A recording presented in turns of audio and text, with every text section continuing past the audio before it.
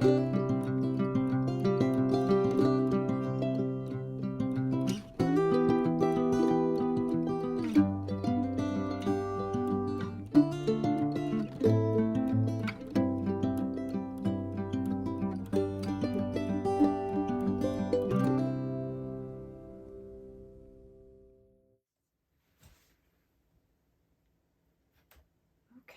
well, I'm getting ready to talk to an elementary school about snake behavior and training and cooperative care. Vegan Bray, one of my inland carpet pythons, is with me. He was kind enough to come out of his enclosure, even though it's the middle of the afternoon. I just opened the doors and then I checked back after about 15-20 minutes and he was out, like all the way out. So that makes it really nice for me. So here, you can go up there in a minute after we get started, okay? You can go on there after we talk for a minute or two.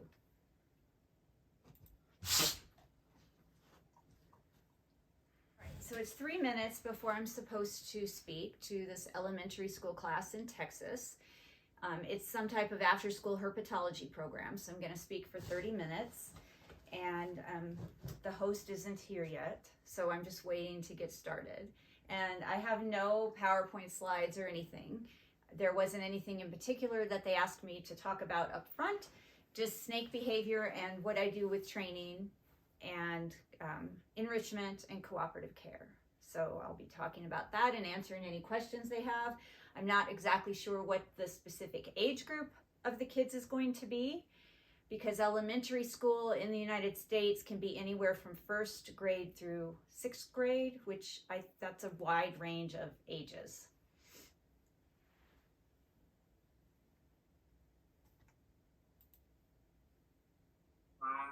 Hi there. Oh, I need to turn on my video. Yes. That would help, huh? Okay. Can you see us all right, Miss Torrini? I can. Can you see me okay? Yes, we can. And can you see this snake? This is Vegan Bray. He is one of my inland carpet pythons. And he's probably not going to join us the whole time because they're just, they're active and they like to roam around. So I have some activity stands behind me that I'm going to let him climb on while we talk. That sounds fantastic. Let's see if I can increase this down. All right.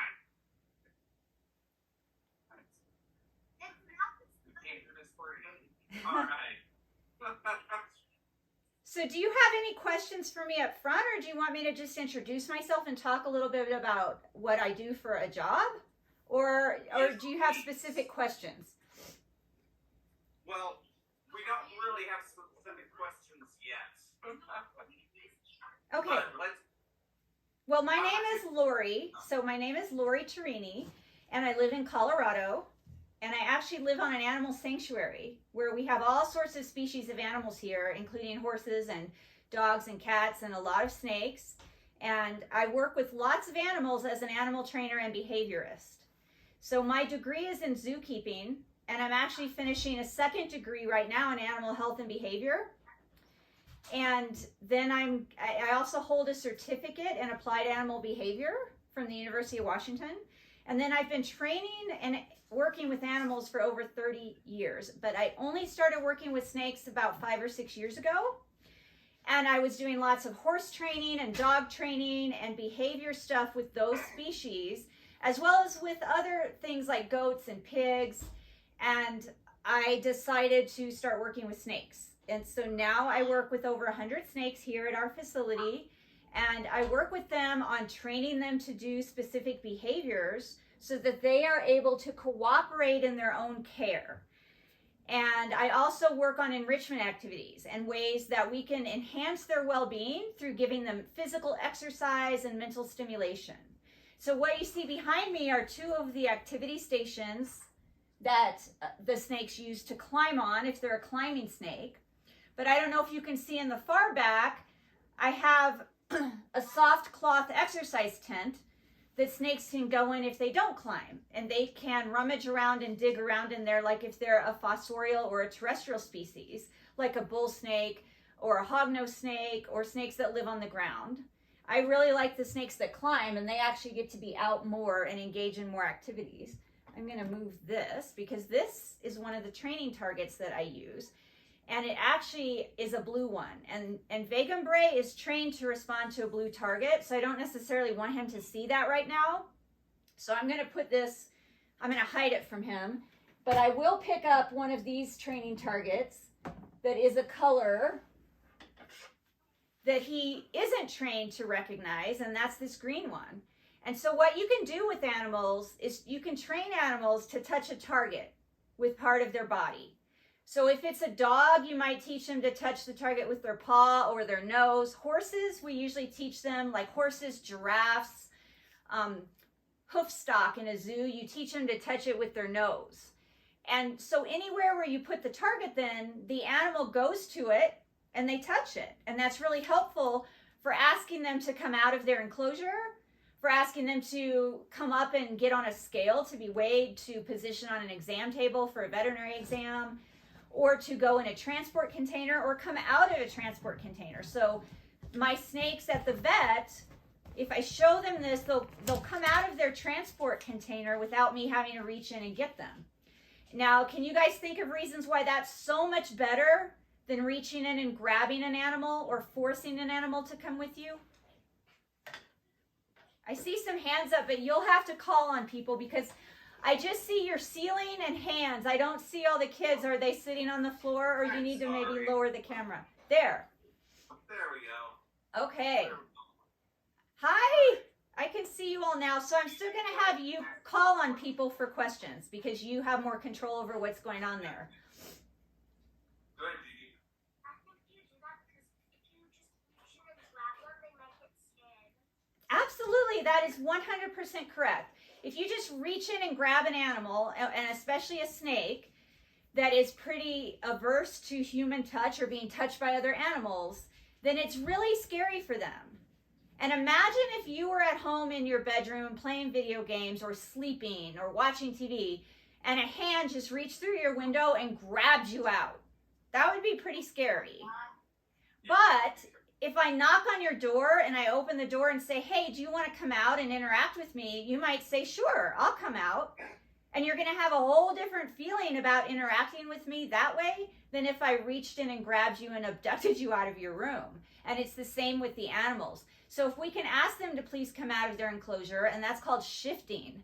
So that's a term you'll hear a lot if any of you become zookeepers, is you'll hear the term shifting. And that's where you shift an animal from their primary living space, from where they live most of the time, into a different space for medical care or to go to bed at night or just for some other reason so that you can clean their enclosure. You shift them out. And so shifting a snake from one place to another without having to grab them and force them makes your relationship with the snake a whole lot better. So Vegum Bray back here, you know, I didn't guarantee I'd have a snake during our presentation today because I don't just reach in and make my snakes come out. I opened his door about 3:45 your time, and by 4:05 your time, he was out of his enclosure exploring the room. And that tells me that he associates being out of his enclosure with good things. And so if I know I'm going to speak to people, I usually open his enclosure, and if he comes out by the time I do the talk, then I can get him and bring him in, and he can participate a little bit in the talk with me, but I usually don't force him to be held the whole time. I give him other things that he can opt to do. And that's called choice-based interactions. That's where our interactions are based on choice and a little bit of give and take. So asking the snake to do things versus forcing them. Somebody have a question in the back to your right? Yeah. Go ahead. What species is that? Is that a diamond python that football's behind you? It is related to a diamond python. So diamond pythons are Morelia spilota spilota. And that is the main carpet python species. Okay. So this is a subspecies of that. This is Morelia spilota metcalfi. And so they're the same species of snake. They're just a different subspecies. So they're very, very closely related, but they may have different body coloration, different numbers of scales, but they could still breed with each other if you were to put them together. But so this is called an inland carpet python, and they're from Australia. And they're a non-venomous constrictor snake.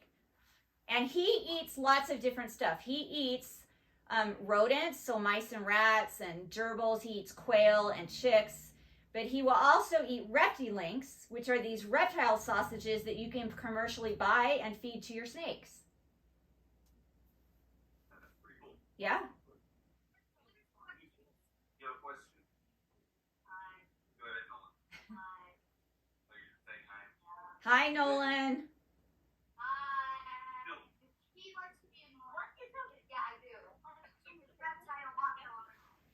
So there's lots of jobs that you could go into that have to do with reptiles. You could be a reptile veterinarian. You could be a research biologist. You could be a behaviorist and study reptile behavior. You could be a zookeeper or trainer and take care of the animals in zoos and other animal facilities, or you could train reptiles. So there's lots of different careers that you could go into with reptiles. You could work at a shop that keeps and sells reptiles.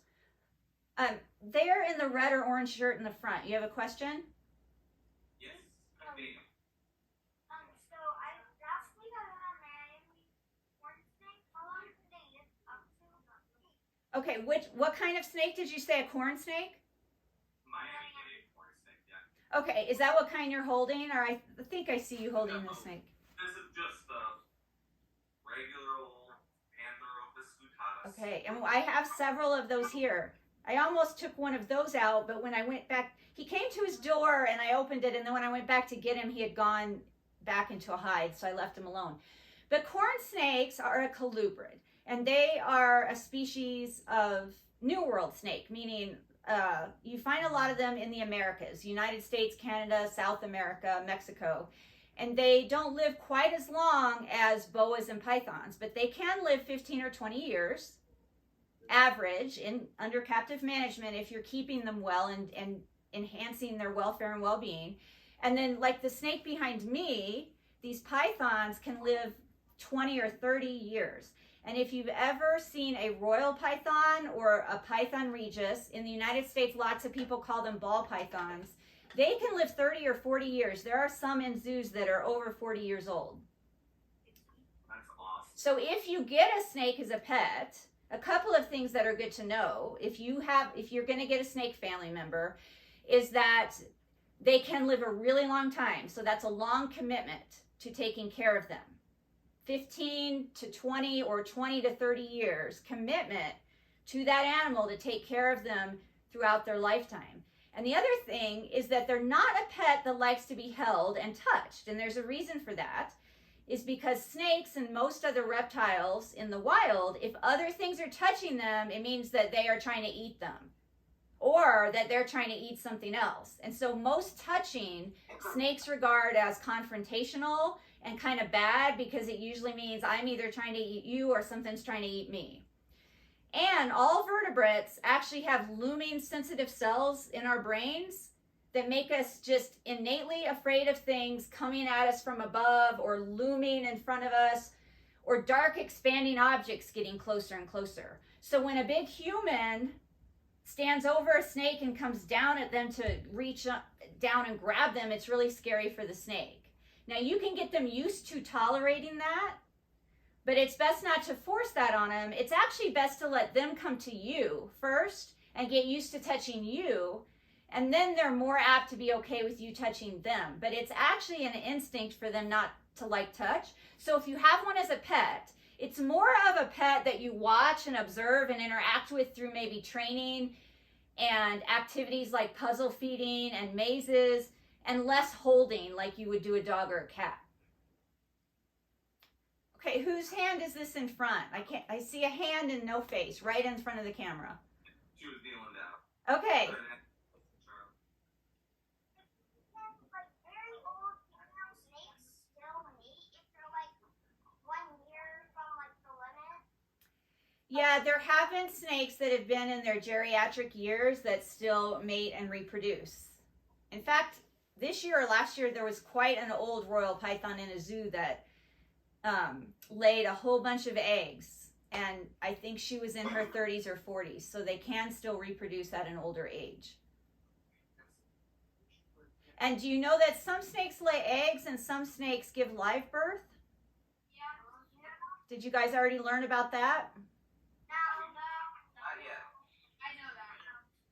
So a lot of snakes lay eggs in a nest, and some species will incubate those eggs. The mothers will wrap around the eggs and keep them safe and keep them warm. But some snakes lay eggs and then just leave them to hatch on their own and fend for themselves.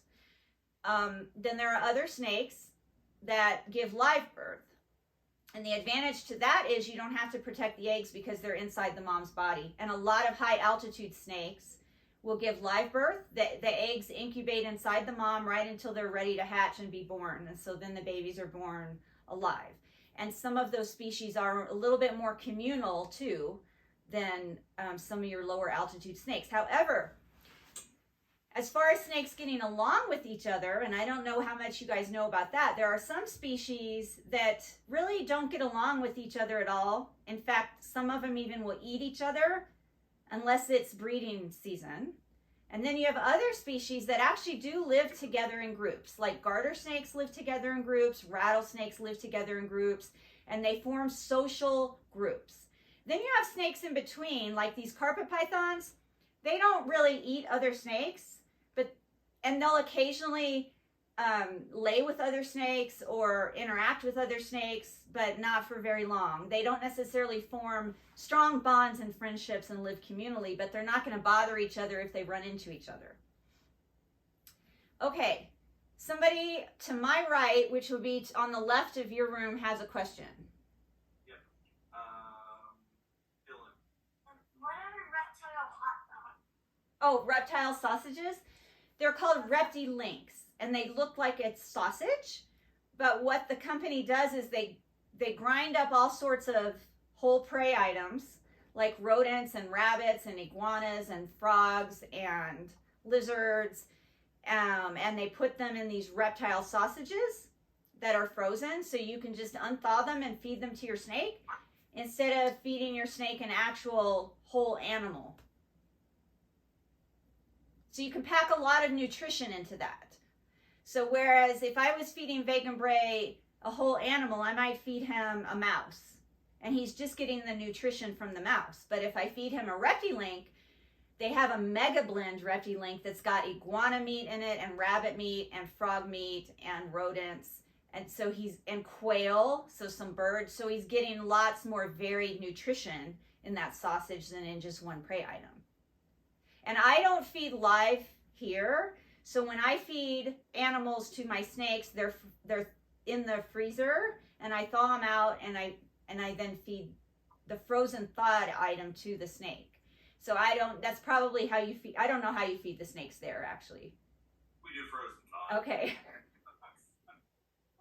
So I still simulate hunting activities with those frozen thawed items. And so by having the snake follow a target, or go through a maze, or follow the scent of prey through tunnels and through a little foraging exercise, you can still simulate them hunting for that food, and then you give it to them at the end. Who's this right in front of the camera with their hand up? I haven't tried Reptilinks with any of our snakes. Some of them eat them readily, and some of them don't want them. Yeah. Have you had luck with them with your royal pythons? I have one royal that eats them, and then I have several royals though that like quail, that really seem to get excited about quail.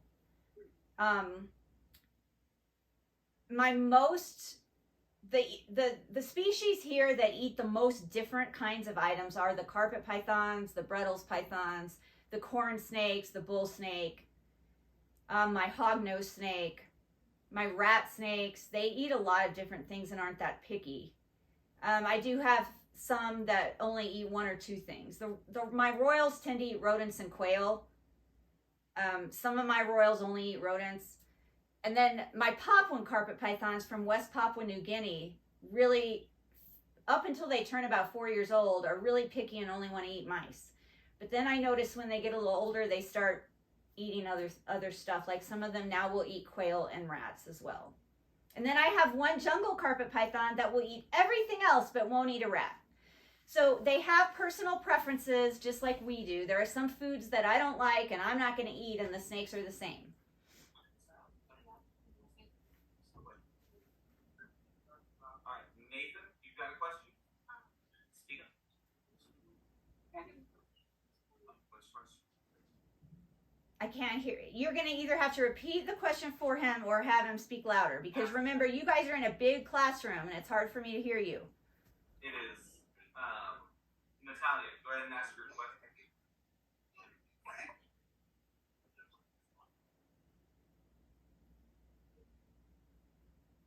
She asked if snakes, if there are any herbivore snakes.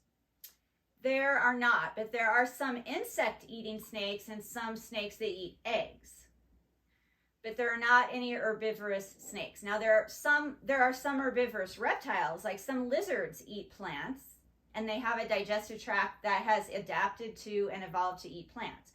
But snakes are obligate carnivores, or they're obligated to eat protein for their nutrient source. So even the ones that don't eat mammals will eat fish, will eat crabs, will eat eggs, and there are a few that eat insects. But they all eat some kind of animal protein. Excellent. Thank you very much. Jean. Yeah, ask her.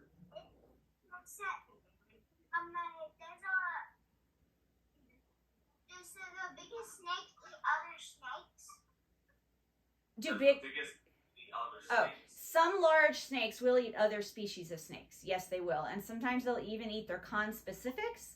So conspecifics are other animals that are the same kind as you. So we are conspecific to each other because we're all humans. So eastern indigo snakes, for example, will eat their conspecifics other than in breeding season. And that's a snake that's native to the southeastern United States. It's actually an endangered species. Cobras, cobras will also eat other cobras and other snakes. But not all snakes eat other snakes. But yes, the bigger the snake is, the chances are better that it's going to eat other reptiles, including other snakes. And also I have one more question. Okay, what is it? Is there this is my question. Is there a snake that's at least 30 feet long? So I don't have any snakes that get that big. The longest snake on record in the world is a reticulated python, and they can get over 20 feet long. And you could check like the Guinness Book of World Records for what the longest one is. It may be close to 30 feet, but it's more probably going to be around 20 to 25 feet. And that's the reticulated python, or Python reticulatus. And I actually have a super dwarf reticulated python here that isn't going to grow that big. He's only going to get maybe 6 to 8 feet long. But he is from an island locality. Sometimes what you'll find on islands, that if an animal evolves on an island, they're either really small or really big, and it's called island dwarfism or island gigantism. But the heaviest snake in the world, the one that weighs the most, is the green anaconda. And they are from the Amazon basin down in South America. So I don't have an anaconda here either. And they have green anacondas and yellow anacondas. I have a snake here that's closely related to the anaconda, and that's a Brazilian rainbow boa and a Colombian rainbow boa. And they are related to anacondas, but they do not get that big. They get maybe 4 to 6 feet in length. And also I have one more question. Okay. Is there a giant snake that eats other animals, like giant ones? Like a buffalo? There are no snakes that eat buffalo. Okay, buffalo, yeah, I can't think of one. Buffalo are huge, and I can't think of a snake that eats buffalo. But there are plenty of snakes that eat large mammals. Like I just actually read a paper yesterday or the day before about a snake eating a genet, which is an African rock python eating a genet, which is a hoofed mammal that's native to Africa. And that's a pretty big meal for an African rock python. But they will eat rabbits, they will eat foxes, they will eat, whatever small mammal is native to wherever the snake lives. If the snake is big enough to consume that size mammal, they will eat it. So reticulated pythons can eat some pretty big mammalian prey.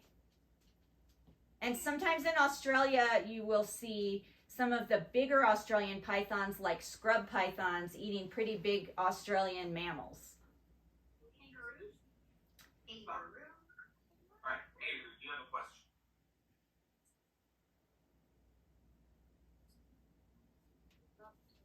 Smallest snake.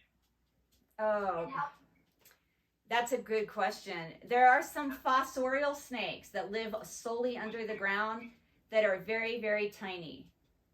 And I don't work with those snakes, so I'm not super familiar with all those species, but there are some that are literally smaller around than your pinky finger and just a few inches long. You would mistake them for a worm.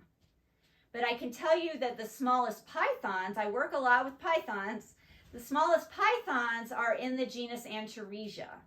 And that's the children's python, for example. That's the common name for it. And the spotted python and the pygmy python. They come from Australia, and they only get 3 feet long or so as adults. So some don't even reach, I think the pygmy python may even stay closer to 2 feet long. Yeah, I think that's right. And also, I love my maculosa is just, she's a trip. Yeah. I just wanted to say hello. Well, hello. All right, GP, you've got another question? Are the snakes have like no designs on them? Yes, there are patternless snakes. So snakes, there are I think now almost, if not, we're at like 4,000 different species of snakes that have been named. And so they have all sorts of different sizes and head shapes and tail shapes and body shapes and patterns. And those patterns a lot of time are for camouflage or for defense. So many very, very brightly colored snakes have those bright colors to warn potential predators that they would be toxic if they ingested them, and it keeps predators away.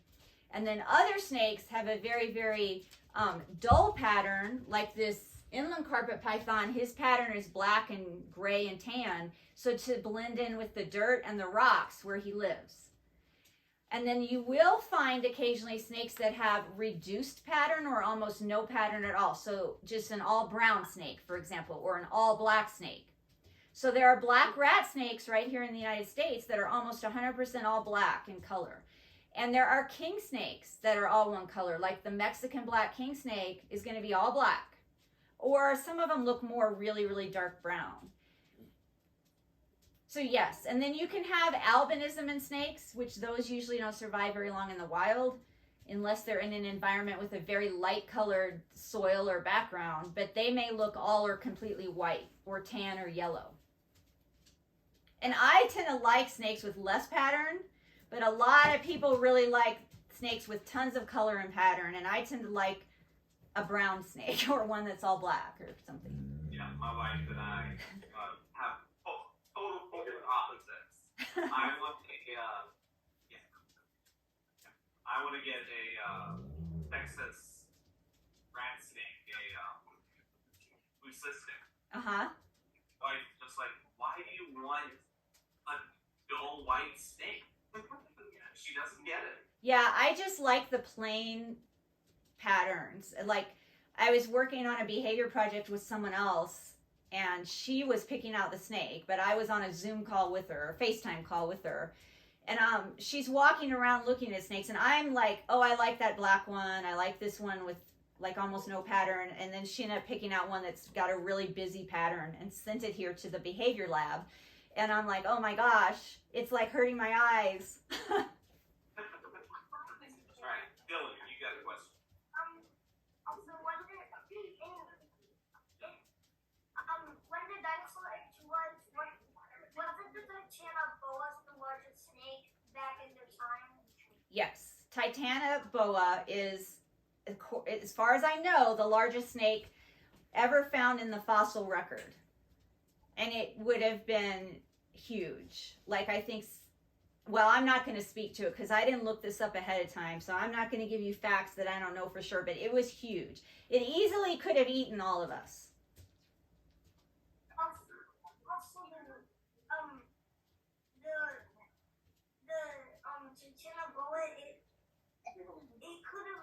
It was probably the size of about,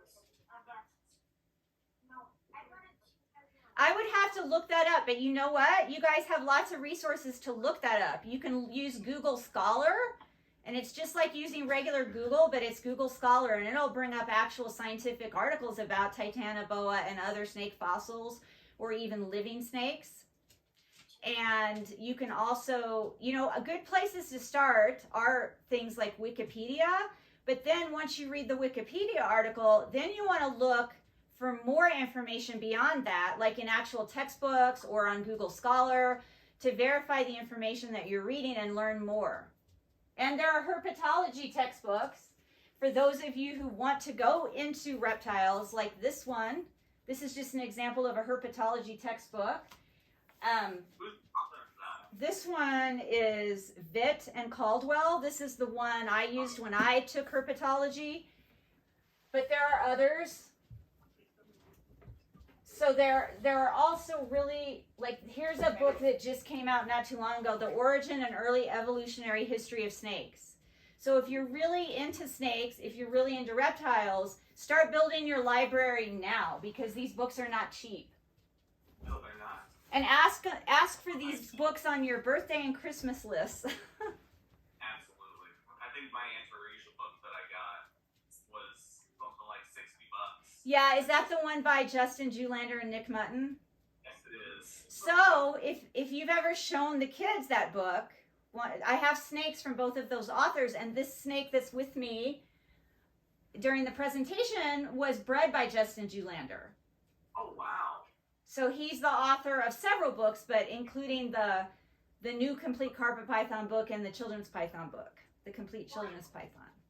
So that's another thing I would say, that if you're going to get a pet reptile and you can get one from somebody, of course you can always get one from a pet shop or a reptile expo, but I tend to look for breeders that I know are very knowledgeable about that species and are likely to produce healthy animals, where I know their genetics and lineage, and I can ask them about the parents. And so I went straight to the book authors when I was looking for certain species of carpet pythons.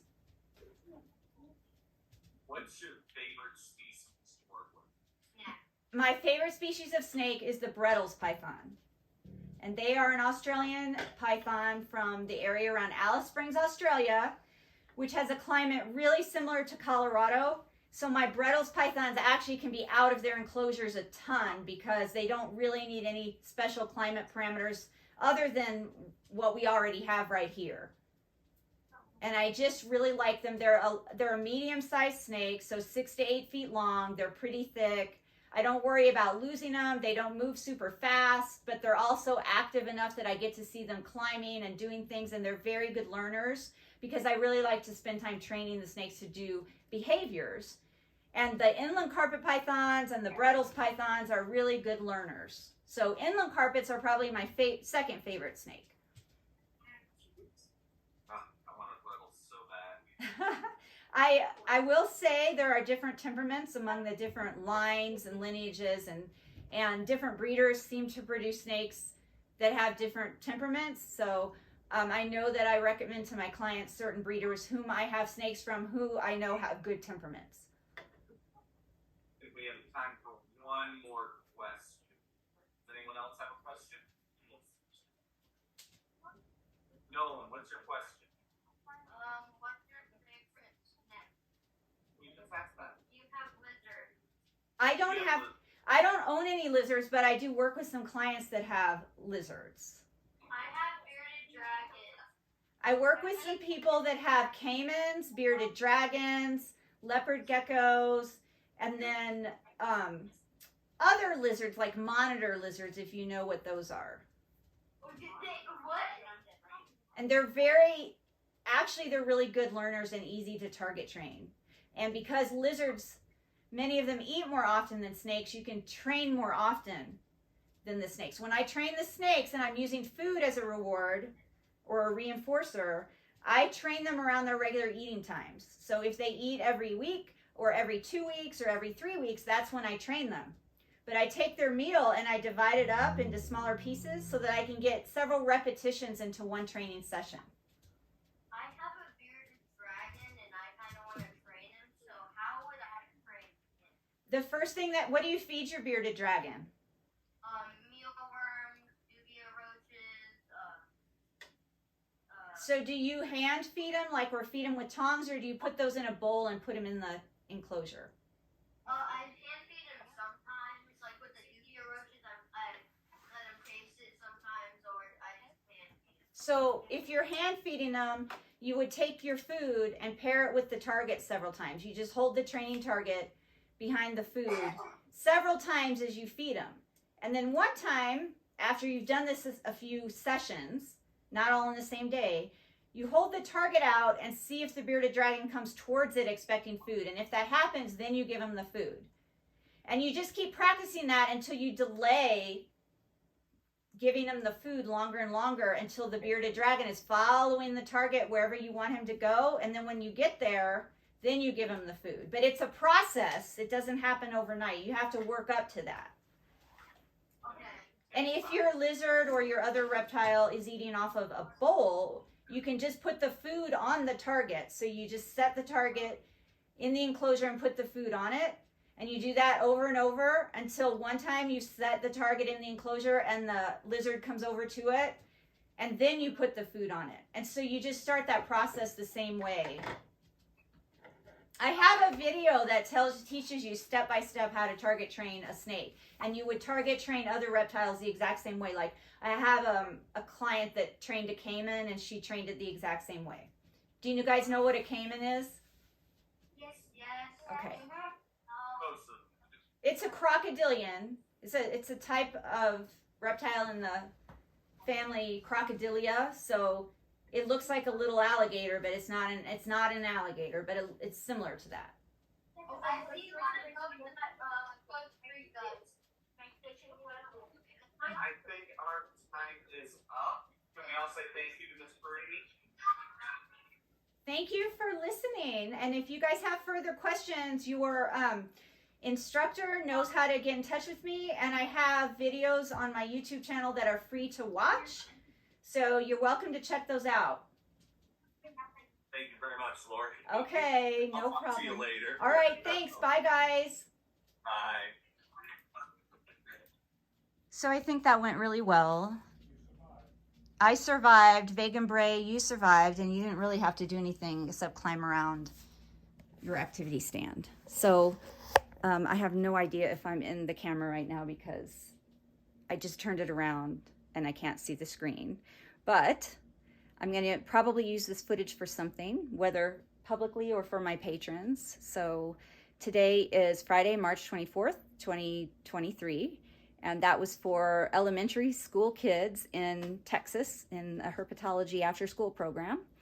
And I thank William Holder for sponsoring that and for asking me to speak to them.